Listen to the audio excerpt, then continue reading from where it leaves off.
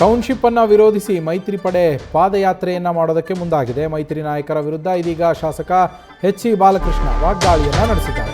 ಅವ್ರದ್ದು ಪಾದಯಾತ್ರೆ ಅಲ್ಲ, ಅದು ಪ್ರಾಯಶ್ಚಿತ್ತ ಯಾತ್ರೆ ಅಂಥೇಳಿ ಎಚ್.ಡಿ.ಕೆ ವಿರುದ್ಧ ಬಾಲಕೃಷ್ಣ ಅವರು ಕಿಕ್ಬ್ಯಾಕ್ ಆರೋಪವನ್ನು ಕೂಡ ಮಾಡಿದ್ದಾರೆ. ಇದೇ ಸಂದರ್ಭದಲ್ಲಿ DLF ಜಾಗತಿಕ ಟೆಂಡರ್ಗೆ ಎಷ್ಟು ಕಿಕ್ಬ್ಯಾಕ್ ಪಡೆದ್ರಿ? ಈ ಕುಮಾರಸ್ವಾಮಿ ಪಾಪದ ಕೂಸಿಗೆ ಕೈಕಾಲಿಲ್ಲ. ವಿರೋಧ ಪಕ್ಷದ ನಾಯಕ ಅಶೋಕ್ಗೂ ಕೂಡ ಕನಿಷ್ಠ ಸಾಮಾನ್ಯ ಜ್ಞಾನ ಇಲ್ಲ. ಯಡಿಯೂರಪ್ಪ, ವಿಜಯೇಂದ್ರ ಅವರು ಪ್ರಮೋಷನ್ ಹೋರಾಟ ಮಾಡ್ತಾ ಇದ್ದಾರೆ. ಪಾದಯಾತ್ರೆಗೆ ಮುನ್ನ ಮೈತ್ರಿ ನಾಯಕರೇ ಉತ್ತರವನ್ನು ಕೊಡಿ ಇದಕ್ಕೆ ಅಂಥೇಳಿ ಎಚ್.ಸಿ. ಬಾಲಕೃಷ್ಣ ಅವರು ಕೇಳಿರುವಂಥದ್ದು. ಮುಖಂಡರುಗಳು ಭಾಳ ವೀರಾವೇಶದ ಭಾಷಣವನ್ನು ಮಾಡಿದ್ದಾರೆ. ಅವರೇನೋ ಪಾದಯಾತ್ರೆ ಮಾಡ್ತೀವಿ ಅಂತಕ್ಕಂಥ ಮಾತನ್ನು ಕೂಡ ಹೇಳಿದ್ದಾರೆ. ಪಾದಯಾತ್ರೆ ಮಾಡ್ತಕ್ಕಂಥದ್ದಲ್ಲ, ಅವ್ರು ಮಾಡ್ತಕ್ಕಂಥದ್ದು ಪ್ರಾಯಶ್ಚಿತ ಯಾತ್ರೆ. ಅವರು ಮಾಡಿದಂಥ ಪಾಪಕ್ಕೆ ಪ್ರಾಯಶ್ಚಿತ ಮಾಡಲಿಕ್ಕೆ ಪ್ರಾಯಶ್ಚಿತ ಯಾತ್ರೆಯನ್ನು ಮಾಡ್ತಾ ಇದ್ದಾರೆ. ಅವರ ಪಾಪ ಸನ್ಮಾನ್ಯ ಜನತಾದಳದ ಯುವ ಘಟಕದ ಅಧ್ಯಕ್ಷರಾದಂಥ ನಿಖಿಲ್ ಕುಮಾರಸ್ವಾಮಿ ಅವರು ಒಂದು ಮಾತು ಹೇಳಿದ್ದಾರೆ. ಹೌದು, ನೀವೆಲ್ಲ ನಮ್ಮ ಪಾಪದ ಕೂಸು ಅಂತ ಹೇಳ್ತೀರಾ, ಆ ಪಾಪದ ಕೂಸನ್ನ ನೀವ್ಯಾಕೆ ಹೊತ್ಕೊಂಡು ಓಡಾಡ್ತೀರಾ ಅಂತಕ್ಕಂಥ ಮಾತನ್ನು ಹೇಳಿದ್ದಾರೆ.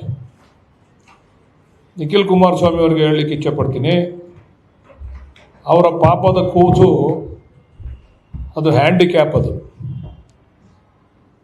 ಅದನ್ನು ಮಾಡ್ತಕ್ಕಂಥ ಸಂದರ್ಭದಲ್ಲೇ ಕೈಕಾಲೆಲ್ಲ ತಿರುಚಿಬಿಟ್ಟವ್ರೆ ಕುಮಾರಸ್ವಾಮಿ ಅವರು. ಆ ಕೂಸು ಹಿಡಿತಕ್ಕಂಥ ಸಂದರ್ಭದಲ್ಲಿ ಅದಕ್ಕೆ ಕೈಕಾಲು ಏನೂ ಕೂಡ ಇಲ್ಲ. ಅವರ ಪಾಪದ ಕೂಸನ್ನು ನಾವು ಒತ್ಕೊಳ್ಳಿಲ್ಲ. ಮೊದಲು ಸನ್ಮಾನ್ಯ ಯಡಿಯೂರಪ್ಪನವ್ರು ಒತ್ಕೊಂಡ್ರು ಮೊದಲು ಅದನ್ನು. ಕುಮಾರಸ್ವಾಮಿಯವರ ಪಾಪದ ಕೂಸನ್ನು ಕುಮಾರಸ್ವಾಮಿ ಅವ್ರ ನಂತರ ಯಡಿಯೂರಪ್ಪನವ್ರು ಒತ್ಕೊಂಡ್ರು. ಯಡಿಯೂರಪ್ಪನವ್ರ ನಂತರ ಸದಾನಂದ ಗೌಡರು ಒತ್ಕೊಂಡ್ರು ಅದನ್ನು. ಅದಾದಮೇಲೆ ಜಗದೀಶ್ ಶೆಟ್ಟರು ಒತ್ಕೊಂಡ್ರು. ಅದಾದಮೇಲೆ ಬಸವರಾಜ ಬೊಮ್ಮಾಯಿ ಅವರು ಹೊತ್ಕೊಂಡ್ರು. ಈಗ ಕಡೆಯದಾಗಿ ಅದಕ್ಕೆಲ್ಲ ಸ್ವಲ್ಪ ಚಿಕಿತ್ಸೆ ಮಾಡಿ ನಾವು ಅಂತಿಮ ಹಂತಕ್ಕೆ ತಂದು ನಿಲ್ಲಿಸಿದ್ದೀವಿ ಆ ಪಾಪದ ಕೂಸನ್ನ. ನಾನು ಇದು ಪ್ರಾಯಶ್ಚಿತ ಯಾತ್ರೆ ಅಂತ ಯಾಕೆ ಕೇಳ್ತೀನಿ ಅಂತ ಹೇಳಿದ್ರೆ, ನೆನ್ನೆ ನಮ್ಮ ಯಡಿಯೂರಪ್ಪನವ್ರ ಬಗ್ಗೆ ನಮ್ಗೆ ಅಪಾರವಾದಂಥ ಗೌರವ, ಯಾಕಂದ್ರೆ ನಮ್ಮ ಹಳೆ ನಾಯಕರು. ಆದರೆ ಅವರ ನಡವಳಿಕೆ, ಒಬ್ಬ ರಾಜಕಾರಣಿಯ ನಡವಳಿಕೆ ಯಾವ ರೀತಿ ಇರಬೇಕು ಅಂತಂದರೆ, ತಾನು ಏನು ಮಾತಾಡ್ತೀನಿ ತನ್ನ ನಡೆ ನುಡಿ ಎಲ್ಲ ಕೂಡ ಒಂದೇ ಥರ ಇರಬೇಕು.